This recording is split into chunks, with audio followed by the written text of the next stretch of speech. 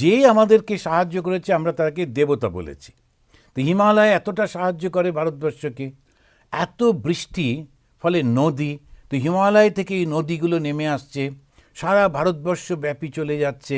ওই জন্যে লক্ষ্য করে দেখবেন আমাদের সমস্ত পুজোতে আমরা জল শুদ্ধি করি, ব্রাহ্মণরা করে, কি মন্ত্র বলে? গঙ্গে চ যমুনা চৈব গোদাবরী সরস্বতী নর্মদে সিন্ধু কাবেরী জলেস্মিন সন্নিধাম কুরু। 7টা নদীর নাম বলে। তো যে ব্রাহ্মণ বলে সেও অতটা মাথায় চিন্তা করে বলে না, যারা শোনে ভালো করে শোনে না, আর ও গড়বড় করে করে বলে, তো সেজন্য একটু বুঝতে পারা যায় না। গঙ্গে যে যমুনা যে গোদাবরী সরস্বতী এরকম করে বললে বুঝতে পারা যায় না, কিন্তু আসলে 7টা নদীর নাম মাত্র।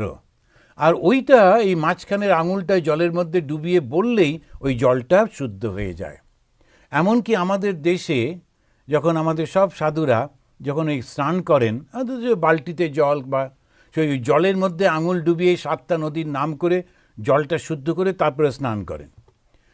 7টা নদীকে আমরা শুদ্ধ মনে করি কেন? ওই 7টা নদীতে আমাদের ভারতবর্ষ একেবারে ভীষণ ফার্টাইল হয়ে উঠেছে, খুব একদম শস্য শ্যামলা ওই ভারতবর্ষ হয়েছে।